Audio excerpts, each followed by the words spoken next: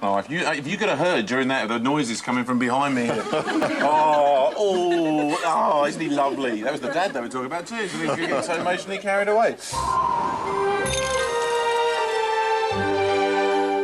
Who would have thought 35 years ago that that bloke from The Equals with the frizzy hair and the flared trousers who sang "Come back, baby, come back" would have turned into the rockmeister of the Caribbean? But here he is, Eddie Grant. I wanna hear the see you band play. I wanna hear the lion roar. Just take me back to East Dry River.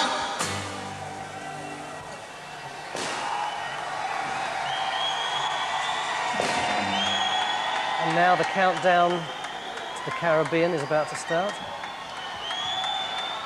Caribbean Midnight.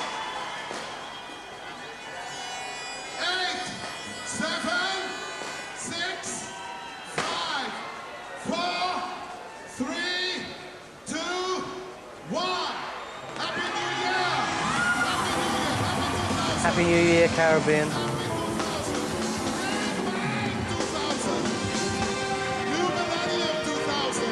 And he's also going to unveil something he's calling his Ring Bang Caribbean Heritage Monument. I have no idea what that is. I hope we see it.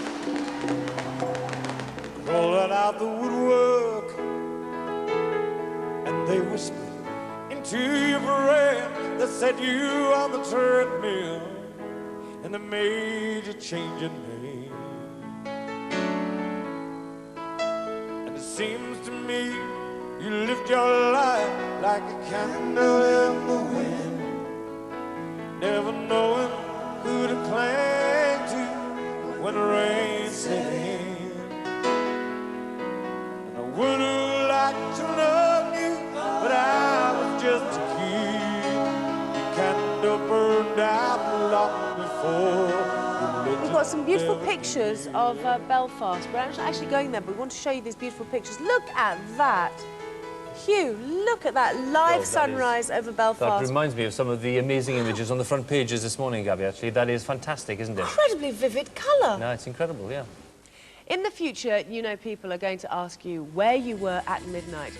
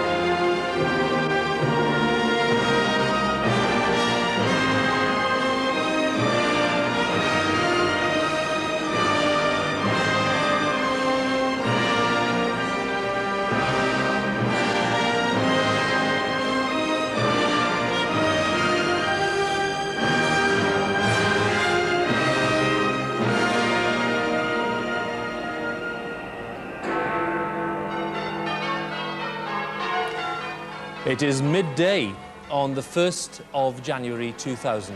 Now, bells are ringing all over the United Kingdom, in every part of the United Kingdom right now.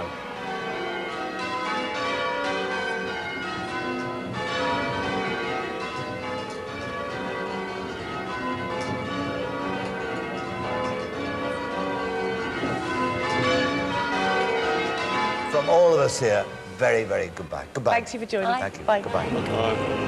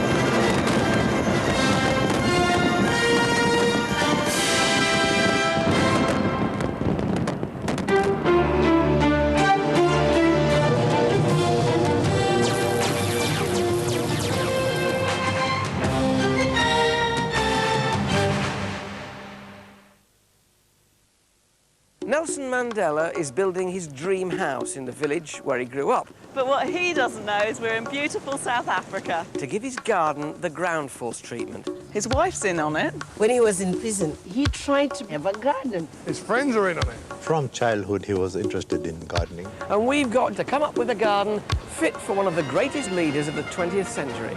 Ground Force Mandela Special goes to South Africa tomorrow at 8:15 on BBC One. Paddling. A time like this. Who said go crawling forward? When have we been taught that? When? You let me down again! The remainder of you are absolute garbage! If you ain't prepared to put in the hard work, I will not pass you! Little bit of hard work, little bit of crawling, little bit of running when you're waving on. You don't want to do that. What you want to do is go back to the block, sit on your bed, OK? Training this tough because the next time it's real. A stage further for soldiers to be. Monday, 10th of January on BBC One. Pursued by a haunting force. If you're saying this is about a murder, I think you should be talking to the police. The police were there. Driven to the edge of sanity.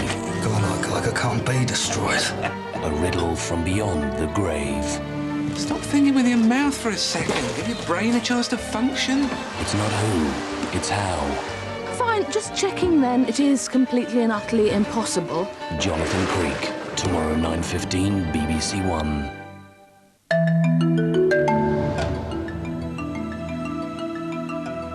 Now on BBC One, we join BBC News 24 with a look back at 1990. They should be elected, but there's a jigsaw, there's a constitutional jigsaw. Because we have no written constitution, logically you look at all these things together. You should work out what you want the Commons to do, whether you want a second chamber, how it should be elected, because the method of election for the second chamber has to bear a relationship to the method of election for the first chamber, how you divide the powers, to whom the executive is accountable.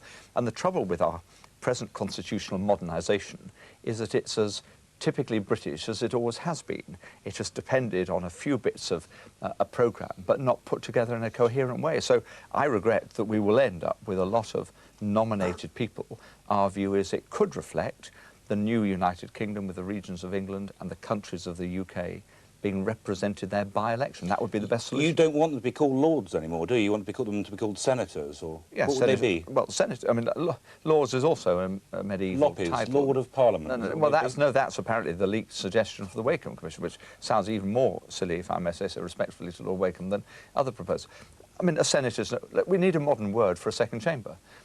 There's no theology about it, but senators seem to be as good a word as any. And it has a distinction between the old system, which was hereditary and nominated, bishops and law lords, to something that I hope we get a radical solution to. But I'm fearful we will get a conservative solution which doesn't allow real democratic participation. I mean, I don't think the word conservative is appropriate there. You mustn't use the word conservative as an adjective for everything you don't like. With a small c. Tony Benn, do you think that if you embark on this enormous great journey of reform, with this small change to the makeup of the House of Lords, you actually destroy the relationship between the Commons and the Lords and the monarchy? I mean, what's going to happen? The monarchy has nothing to do with it, really. I mean, the House of Lords has propped up the monarchy, and if you criticise the Lords, they always said you were threatening the monarchy, because the Crown has powers, but the Queen doesn't.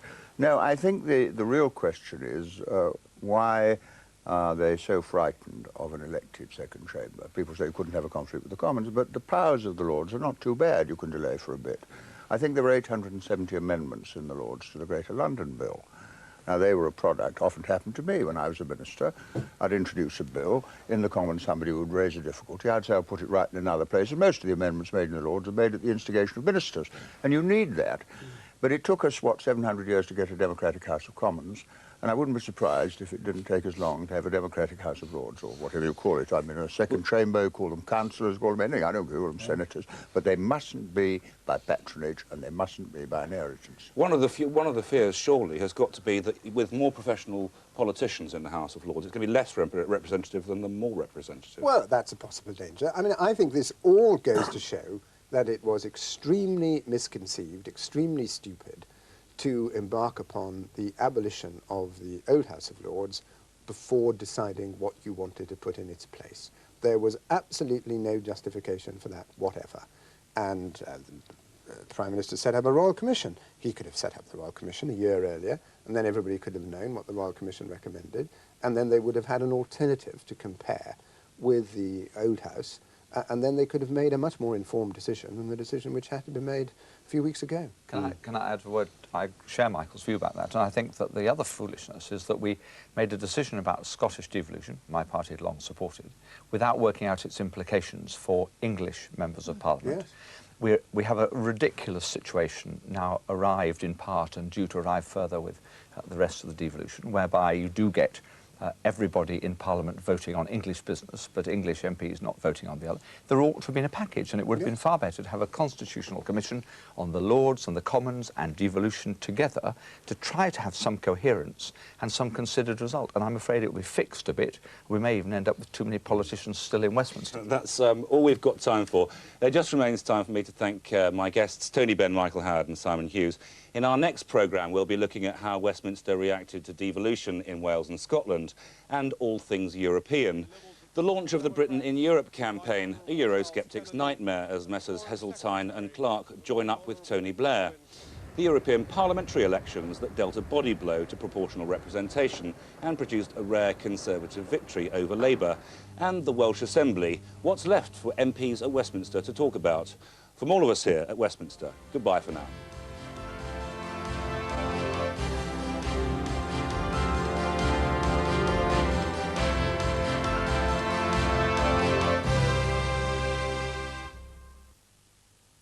Hello there. Through the early morning hours, a misty, foggy start for a lot of us across the British Isles. In fact, might even see a few icy spots. Most of England and Wales, visibilities at times could come down to 100 metres, so take some care if you are out and about early. Fair bit of moisture in the atmosphere, giving us the mist and fog over most parts of England and Wales, even bits and pieces of rain as well in Scotland. The odd icy spot, especially in the Midlands. The numbers to start the day ranging from right about freezing in the Midlands to perhaps numbers of 4 or 5, and clearing up gradually through the day. That's the weather for now.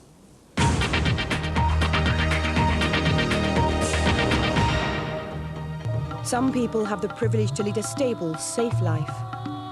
Some don't. Their world is fragmented, their voices are denied.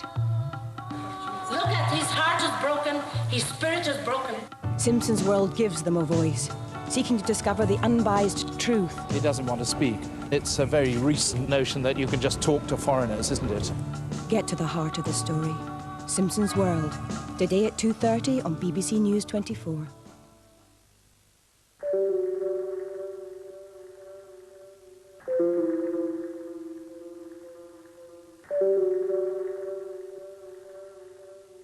Knowledge obtained from science renders the empty mind impossible.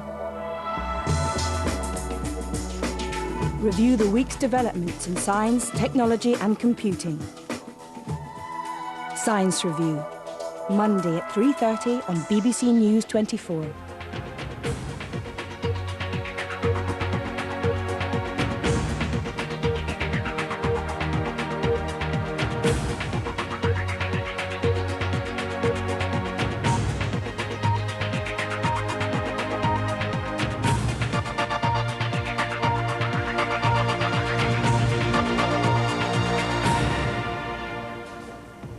As the clear-up gets underway after the world's biggest party, fears that the Millennium Bug would cause widespread computer failure are receding.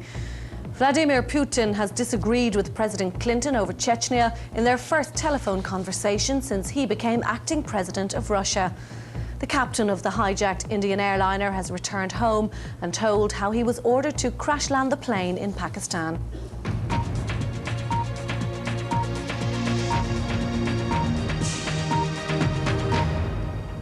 This is BBC News, I'm Eileen Whelan. A full day after it began, the biggest party the world has ever seen has drawn to a close. Hundreds of millions of people have been celebrating the start of the new millennium. But less visibly, scores of people have been quietly celebrating the non-appearance of the so-called Millennium Bug. Many experts had predicted serious disruption to daily life from the inability of microchips to handle the change of date to 2000.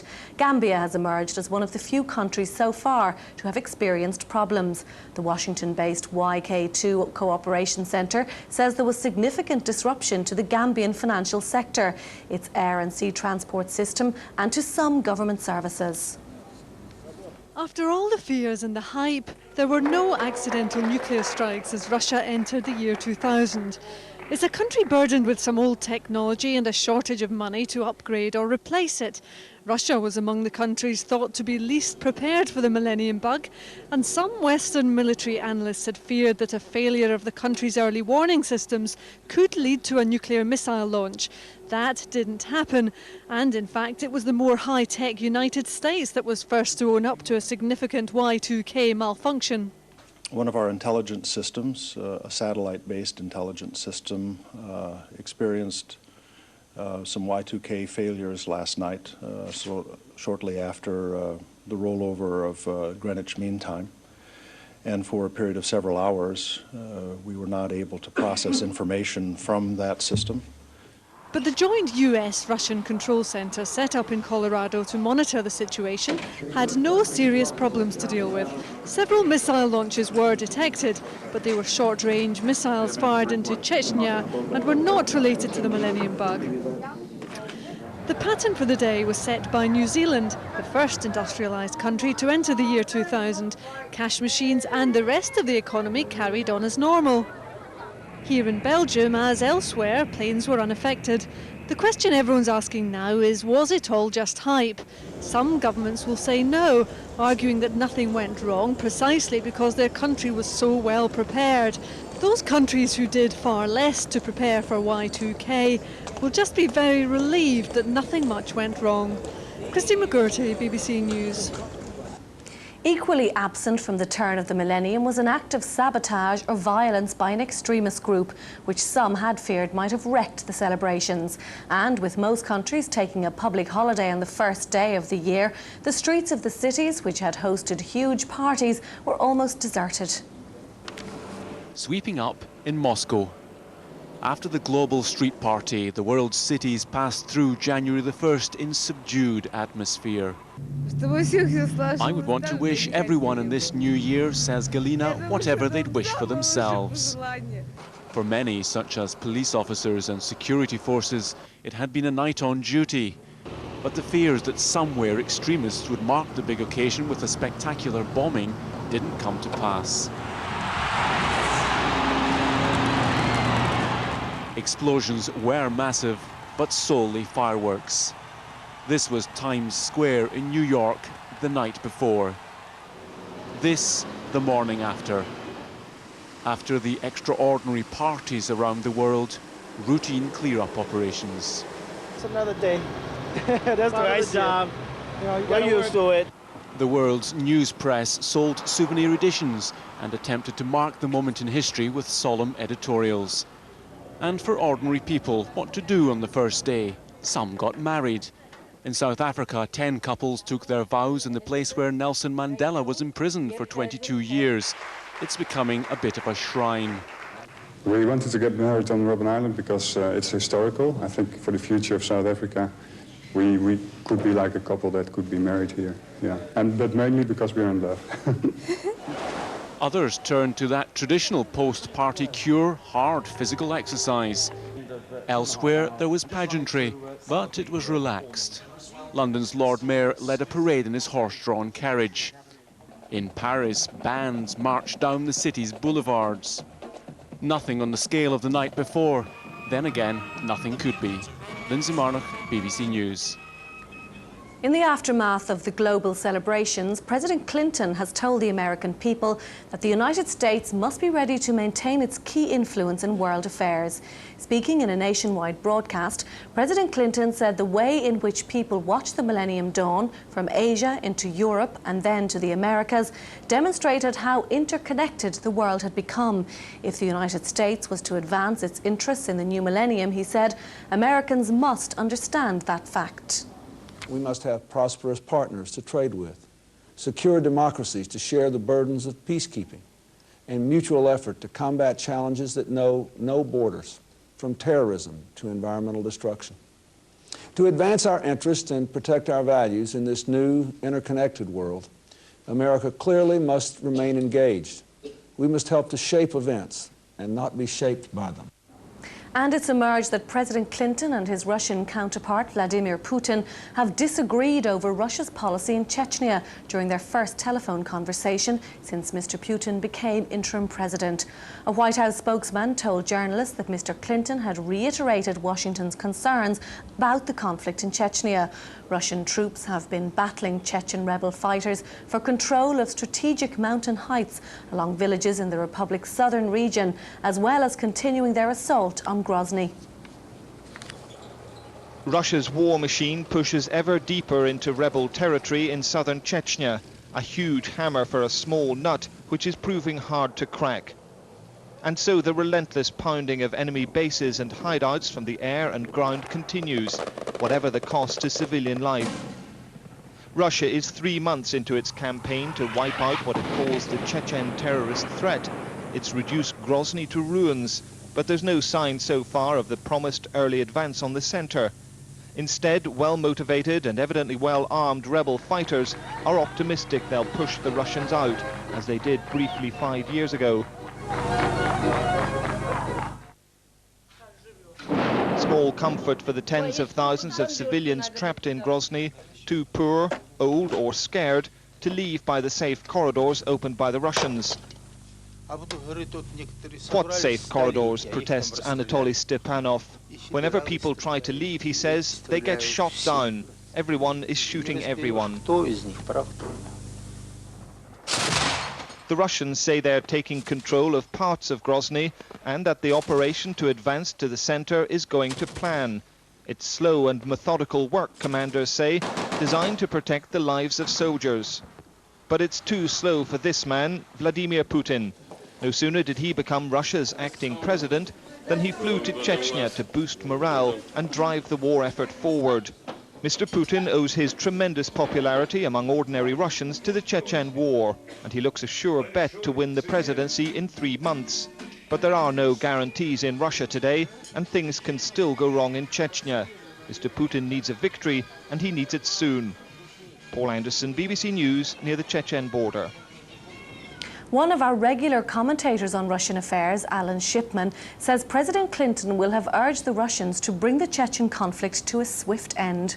President Clinton, who has expressed concern with the rest of the Western community about the war, will be urging on Putin, on acting President Putin, the need to finish things quickly, and particularly the need to find a solution other than complete obliteration, which is what has been rhetorically put forward by the Russians, but which is not regarded either, I think, within Russia or outside as being a viable long-term solution to the Chechen problem. So that's very unlikely to happen then? Well, we have seen, I think, a greater concern among the new Russian leadership to get the war finished quickly, but I think we've also seen it hasn't been as easy or as quick as they expected.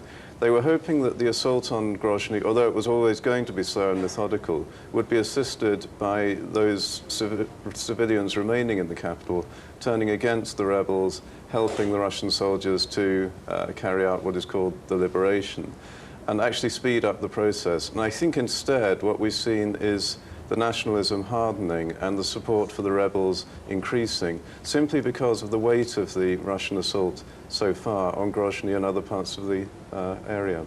If the situation continues for much longer, what damage will it do to Vladimir Putin's chances in the elections in March? Mr. Putin is still really a single-issue candidate. He's rocketed to popularity because of this war and because of the favourable way in which it's been presented in the Russian media. There have already been more Russian casualties, we believe, than have been reported to the Russian people. And clearly, if it looks anything like the 1996 assault, which resulted in very heavy casualties and no overall success, then his popularity could wane quickly, certainly before the late March date for the election. Now, Russia has been warning that it will use much more powerful weapons. What does this mean? Russia's already used an enormous amount of ordnance in this campaign, and it has been accused, although this isn't confirmed, of stretching to chemical weapons, vacuum bombing and other techniques which it would prefer not to have had to use, because I'm sure that the hope was more targetable, less damaging weapons would have done the job. It is talking about further increase in the military effort, and I think this shows again it isn't as easy a campaign as they thought, because this sort of rebel army is not the type that their own Russian army is equipped to fight. Russian affairs analyst Alan Shipman there. A boat carrying more than 400 migrants has run aground off the coast of Florida. The boat was stranded in shallow water off Key Biscayne. The US Coast Guard had to ferry the passengers off the stricken vessel. Most of those on board had come from Haiti and the neighbouring Dominican Republic. Our correspondent in Miami, Malcolm Brabant, says the migrants had spent 5 days at sea. 6 people. And it seems like the Haitians wanted to slip into US territorial waters under the cover of darkness, thinking that perhaps that the US Coast Guard might be diverted by the Millennium celebrations. And they were mistaken in this respect, because the Coast Guard spotted them just 1 hour into the new century and ordered them to stop. The captain refused. He carried on heading towards the lights of Miami.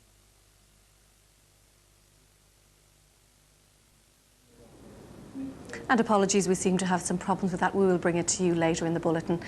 An American pilot has dropped anti-communism pamphlets on Havana, calling on Cubans to launch a general strike against their communist government. It comes as an American church group heads for Havana to secure the return of 6-year-old Elian Gonzalez to his Cuban father. Elian was found clinging to an inner tube last November after the boat carrying him capsized on the way to Florida.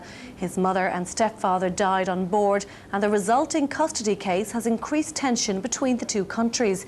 Fidel Castro and thousands of Cubans continue to demand his return. Here in Britain, a jailed former government minister, Jonathan Aitken, has been moved to a new prison after the discovery of a plot by inmates to drug him and film him in a compromising position. Mr. Aitken, who was jailed last year for conspiracy to pervert the course of justice, is due to be released soon. The prison service said he'd been moved from Stamford Hill Open Prison in Kent for his own safety. Staying in Britain, and police are seeking the thieves who stole a painting by Cézanne from the Ashmolean Museum in Oxford. They say the gang may have stolen the painting to order for a particular collector. The Impressionist painting, Auvers sur Oise, is worth about $4.5 million. A police helicopter gets an aerial view of where the thieves broke in. They entered through a glass roof directly into the gallery where the Cézanne was housed. The oil-on-canvas landscape by the French Impressionist was the only one of his works in the museum. Police believe it may have been stolen to order. One would think that someone who takes such a painting has some reason for it and some outlet for it. Staff at the museum are devastated by the break-in and say the public have been deprived of a great work of art. The police have launched an international hunt to retrieve the stolen painting, but they're hoping the key to finding it may be local. The streets of Oxford were bustling with New Year revellers in the early hours of this morning, and detectives say it's just possible that someone may have seen the thieves making their getaway. Carol Jones, BBC News, at the Ashmolean Museum in Oxford. This is BBC News, a reminder of the headlines. As the clear-up gets underway after the world's biggest party, fears that the Millennium Bug would cause widespread computer failure are receding. Vladimir Putin has disagreed with President Clinton over Chechnya in their first telephone conversation since he became acting president of Russia. And later in the programme, the world's first babies of the new millennium, different time zones, but all within seconds of midnight. The Taliban authorities in Afghanistan say the hijackers of an Indian airliner on their territory for the past week have now left the country, but it's not known where they're heading. The crisis ended peacefully after passengers and crew were freed in return for the release of 3 Kashmiri militants from jail in India. There's widespread speculation that the hijackers are going to Pakistan, although the Pakistani Foreign Ministry has denounced their action and border security officials say they will not be allowed to enter. The legacy of the most long-drawn-out hijacking in years, inside the Airbus in which the passengers and crew were in fear of their lives for so many days. Once the hijackers had gone, and their hostages after them, all that was left was the debris of the ordeal. A child hostage, only 6, said the masked men used to threaten them every few hours.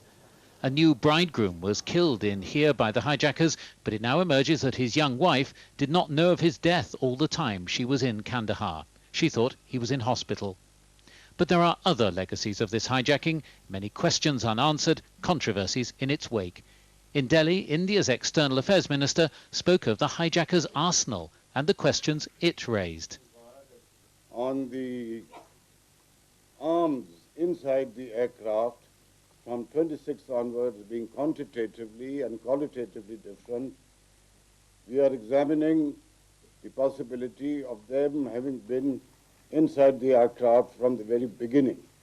I would not like to say any more on the subject yet. Mr. Singh said that during the negotiations with the hijackers, they would contact someone outside the plane, someone not from Taliban, a third force who appeared to have a hand in directing events. Not for the first time, Mr. Singh pointed a finger against Pakistan over the hijacking, though indirectly. This was not an ordinary hijacking event. It is clear that there were many strands. As our inquiry into the entire episode proceeds, I'm confident more will be revealed. As the freed hostages enjoy reunions they feared they may never have, India continues to debate the potential cost of the freeing of the 3 jailed militants who left Kandahar with the hijackers. The government's response to its critics is that it was the best deal that could be achieved in the circumstances, and India's honour has not been diminished by the saving of 160 lives. Mike Wooldridge, BBC News, Delhi. And the captain of the hijacked airliner has been recounting the 8-day ordeal. Captain Devi Sharan said he was ordered to crash land the plane in Pakistan by the hijackers if permission to refuel in Lahore had been refused. After 8 days living through a nightmare, Captain Sharan is enjoying the warm comforts of home. We fear death every day, he says, as he recalls the moment heavily armed Kashmiri militants took control of his plane. I saw this revolver. It was, real revolver. I could see some, bullets inside. You can see in revolver bullets. So I thought this is all true. With his wife and family listening, he remembers clearly the fear he felt when the hijackers threatened to kill passengers. It was then he knew they meant business. Then time they tied about 4 or 5 passengers. I don't know. Tied 4 or 5 passengers. They said we'll kill them. And in that 5 minutes only, two of them actually were slitted here from here. They put the cut here, and I was not believing. So they took my flight engineer back in the J class. They showed him, and the flight engineer came back. So some blood was here. I could see. Then I was really scared that time that The plane had been heading for Delhi when it was hijacked and diverted to Amritsar in northern India. There, with fuel running low, the hijackers told Captain Saran to go to Lahore, a few miles across the border in Pakistan. They said, you crashed this aeroplane, but you have to take off. I had very less fuel in the aircraft, but I had to. I opened the power. End of the runway, I just lifted and went to Lahore. Lahore airfield was closed, territory, everything was closed. They switched off airport lights, runway lights, everything. The Pakistani authorities had condemned the hijacking and wanted nothing to do with it.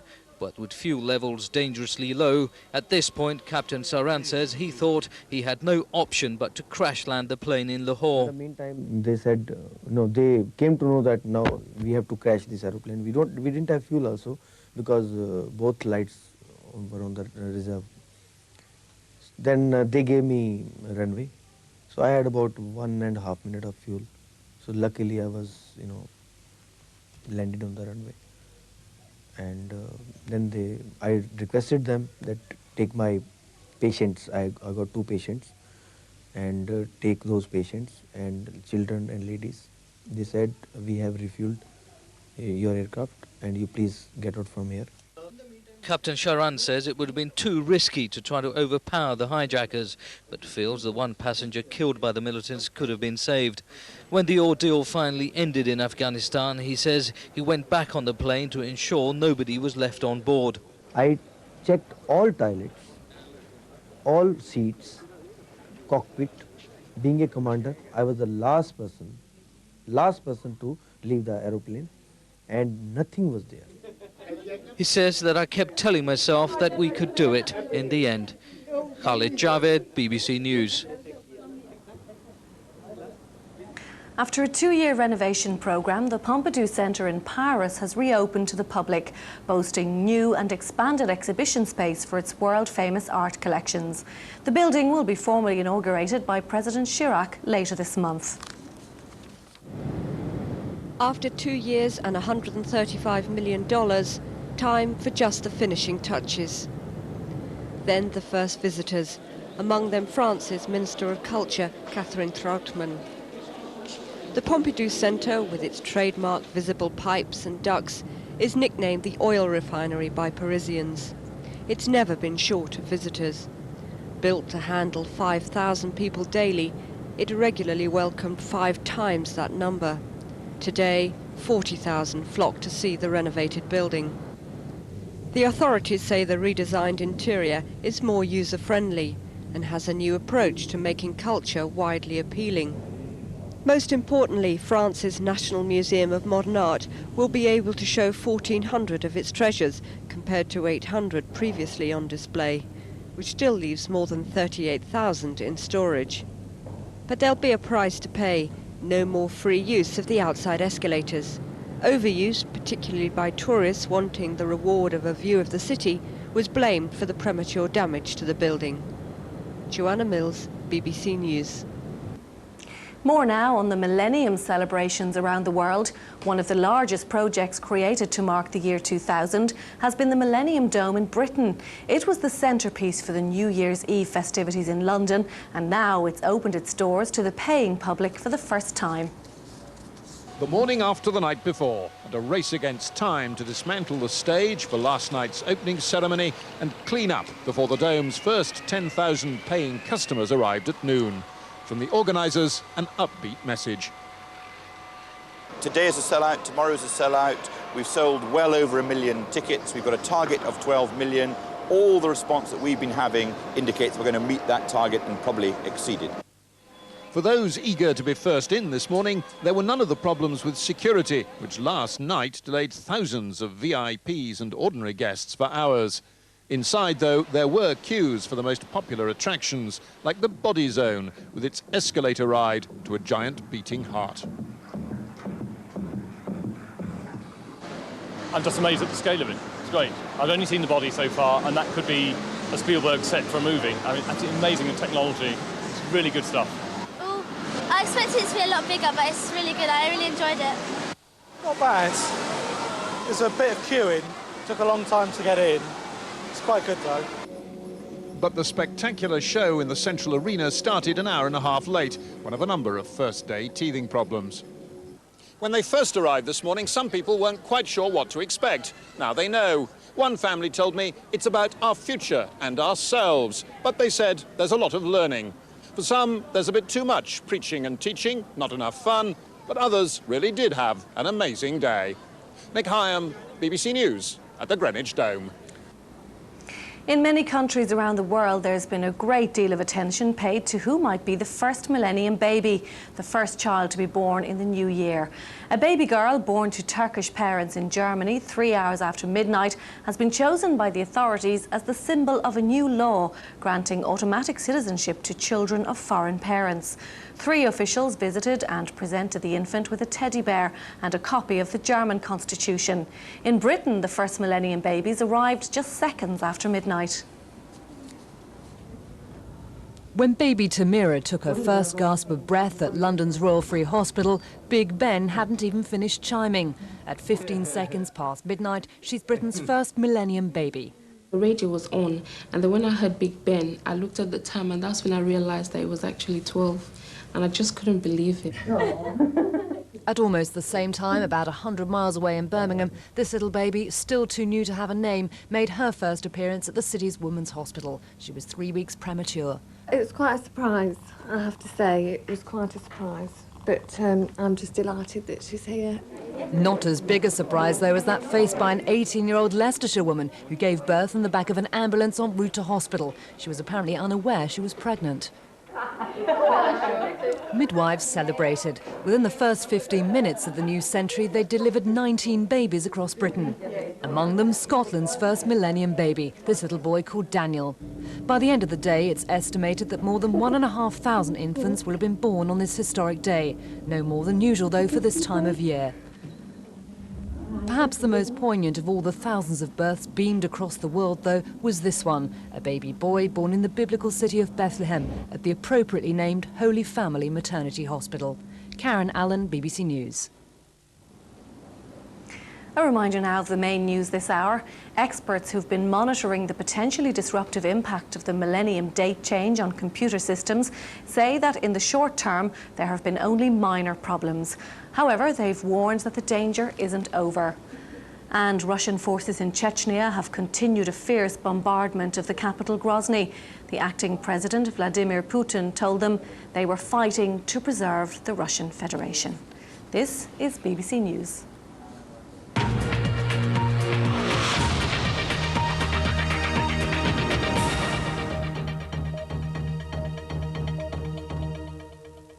Hello there. Well, the first day of 2000, we had some bendy weather fronts draped across the British Isles. Brought some of us some rain, some of us managed some sunshine. Looks like for the second day, we're going to manage a bit of sunshine, but actually it's still some cloud in a few areas as our weather front skirts its way down towards the south coast. Another low, in fact, sitting to the west. He'll spread in some rains to the northwest parts of the British Isles as we go later into tonight and tomorrow. So, but take some care through the early morning hours. Maybe you're the early riser going for the paper or something. Watch because of dense fog in parts of England and Wales. Might make the driving a bit on the tricky side, especially visibility is coming down to around 100 metres, and we could even see the odd icy spot on a few roads with, let's say, in the Midlands up towards parts of York or so. A fair bit of moisture in the atmosphere where you see the white and the speckly blues. That's where we have the low clouds, some mist and some fog, and even bits and pieces of drizzle, especially back towards the coast, and still going to see some spots of rain with the leftovers across parts of Scotland. But the numbers to start with, a bit chilly, in fact, ranging from right about freezing in the Midlands to parts of northeast England, so maybe seeing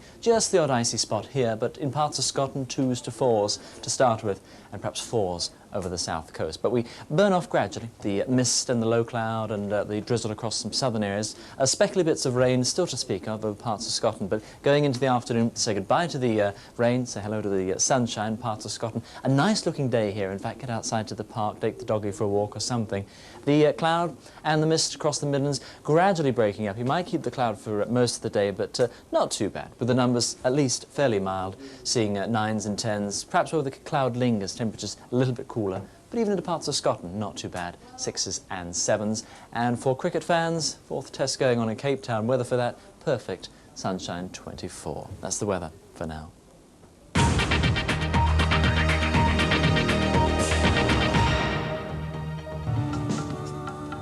Seeking to discover the unbiased truth. Simpson's World, next on BBC News 24. I can sell you this, you 18, I can sell you that. We can pass it all if the American people want it badly enough. The diplomats must surely adjust their notion of Kosovo's future status. There is no sanctuary for any aspect of his power structure. The extraordinary thing here is the silence. Which events of this year will shape the next decade? Century to Century, a new series for a new millennium on BBC News 24. Which of the following may become reality in the 21st century? Designing your own baby, superbugs taking over the Earth, humans living forever. The answer is all of them. At the dawn of a new millennium, 3 films in 3 days on how medicine could change the future of the human race.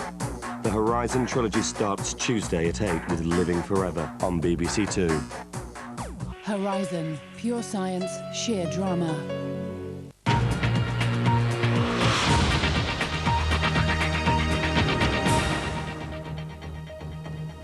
This is BBC News 24. I'm Eileen Whelan. The main news now at 2:30. The Home Secretary has said there was a series of bomb threats in London during the Millennium celebrations, but hailed the operation to maintain public safety throughout the UK as a great success. Government sources say the Millennium Dome at Greenwich was among the buildings affected by the threats. It opened to the paying public yesterday for the first time. Many of the first visitors have expressed delight with the attractions, but some have complained about queues. The Millennium celebrations have been declared an overwhelming success. Tony Blair said he wished he could bottle the optimism shown across the nation. Yesterday he attended a special New Year's Day procession through the centre of London, greeting the crowds. Overall, police say there was no serious trouble and reported crime was down on recent years' levels. The government's Millennium Centre says that major problems associated with the Y2K bug also haven't materialised so far. This afternoon, the churches of the United Kingdom are holding joint Millennium services in Edinburgh, Cardiff, Belfast and London. England service will take place in St Paul's Cathedral, where the Archbishop of Canterbury is expected to focus on the twin values each pilgrim needs, faith and love. The Waterfront Hall in Belfast hosts Northern Ireland service. In Cardiff, the venue is the Tabernacle Church, and St Giles Cathedral in Edinburgh will host both Catholic and Protestant worshippers. President Clinton has spoken to Russia's new acting president, Vladimir Putin, for the first time since he took over power in Moscow. The White House says relations got off to a good start, although differences remain over Chechnya, where there's been no let-up in the fierce fighting for control of the capital Grozny. Earlier, Mr. Putin made a surprise visit to troops there. The Pakistani government has promised to arrest the 5 Indian Airlines hijackers if they enter their country. 155 hostages were set free from the Indian Airlines plane after an 8-day ordeal. In return, the Indian authorities said they would release 3 Muslim militants. India's foreign minister said the hijackers were Pakistani citizens who had fled to the city of Quetta, but Pakistan denied they'd returned home. The pilot of the hijacked plane has described some of the hijack's worst moments. That will kill them. And in that 5 minutes only, you know, 2 of them actually were slitted here from here. They put the cut here.